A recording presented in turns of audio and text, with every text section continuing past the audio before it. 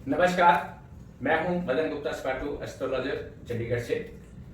जन्माष्टमी पर आपको बहुत बहुत शुभकामनाएं। और कई बार ये कंफ्यूजन रहता है, असमंजस की स्थिति रहती है कि जन्माष्टमी है कब, मनाए कब। इस बार 11 अगस्त को मनाएं या 12 अगस्त को मनाएं। अगर बात करें ज्योतिष की, तो ज्योतिष के अनुसार 11 अगस्त को यानी मंगलवार को ही जन्माष्टमी मनाना सार्थक रहेगा, श्रेष्ठ रहेगा, शास्त्र सम्मत रहेगा। हमारे देश में, भारत में दो युग पुरुषों की यानी श्री राम और श्री कृष्ण, जिन्हें विश्व ने भगवान का दर्जा दिया, इनके जन्म क्रमशः नवमी के दिन अभिजीत मुहूर्त और अष्टमी की मध्य रात्रि इसी मुहूर्त काल में हुए हैं। दोनों ही आदिकाल से विश्व का मार्गदर्शन कर रहे हैं। यही कारण है कि 5 अगस्त 2020 को राम मंदिर का शिलान्यास करते हुए दोपहर 12:15 से लेकर 12:45 तक यही अभिजीत मुहूर्त चुना गया। यह समय ज्योतिषीय दृष्टि से बहुत ही महत्वपूर्ण और दीर्घकालिक कार्यों के लिए शुभ माना गया है। भगवान राम, भगवान कृष्ण और अब राम जन्मभूमि का पूजन इस मुहूर्त को साकार भी करने वाला है। लगभग हर वर्ष जन्माष्टमी के व्रत और सरकारी अवकाश में असमंजस की स्थिति बनी रहती है। इसके कई कारण हैं, ज्योतिषीय नियम हैं, जिन्हें हम यहाँ स्पष्ट करें और आप अपनी सुविधा अनुसार, आस्था अनुसार और इस पर्व को उल्लास से मना सकते हैं। वास्तव में कृष्णोत्सव एक दिन का नहीं बल्कि 3 दिवसीय पर्व है और इस बार 11 अगस्त से लेकर 13 अगस्त तक इस वर्ष मनाया जाएगा। पंचांग की स्थिति क्या है, पंचांग क्या कहते हैं, इसके बारे में हम आपको अभी बताएंगे और आप इसका चार्ट भी देखते रहिए। यदि हम पंचांग की बात करें तो 11 अगस्त मंगलवार की प्रातः 9:07 के बाद अर्धरात्रि व्यापिनी अष्टमी भरणी नक्षत्रकालीन श्री कृष्ण जन्माष्टमी के व्रत संकल्प जन्माष्टान का महात्म्य हो गया।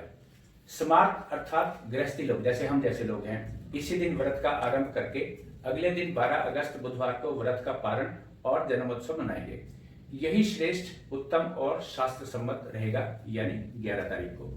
जबकि जो वैष्णव अर्थात साधु संत हैं, साधु सन्यासी हैं, वो 12 अगस्त बुधवार को उदयकालिक अष्टमी जो प्रातः 11:17 तक रहेगी, उसके बाद अर्धरात्रि व्यापिनी नवमी तिथि कृतिका नक्षत्र वृष राशि का चंद्रमा होगा और व्रत और अनुष्ठान तथा जन्मोत्सव मनाएंगे। वास्तव में व्रत और जन्मोत्सव ये अलग अलग हैं और आप वर्तमान समय में स्थिति, स्थान और समय अनुसार पर्व की भावना को ध्यान में रखते हुए इस त्योहार को मना सकते हैं। हम आपको चार्ट द्वारा ये भी दिखा रहे हैं कि जन्माष्टमी पर कौन कौन सा समय होगा, वो आप नोट भी कर सकते हैं।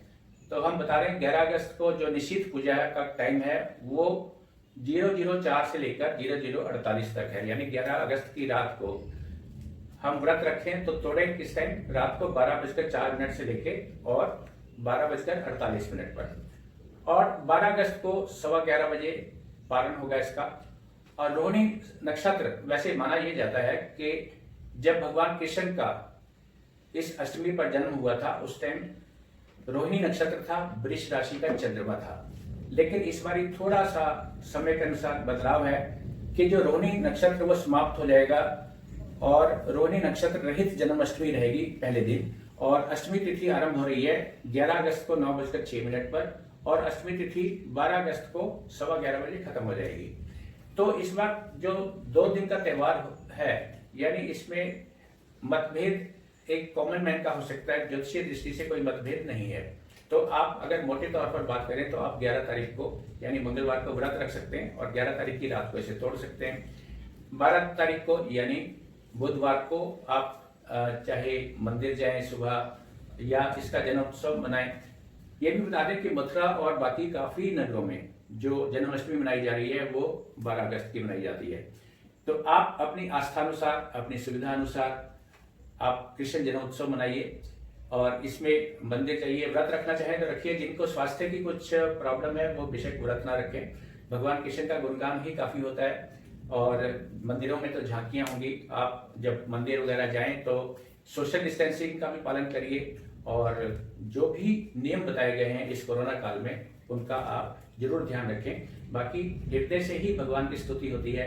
आप घर बैठे भी हृदय से स्तुति कर सकते हैं, भगवान कृष्ण के भजन गा सकते हैं, उनको उनके जो आदर्श हैं, जो उनके द्वारा गीता में सार दिया गया है, उसको अपना सकते हैं।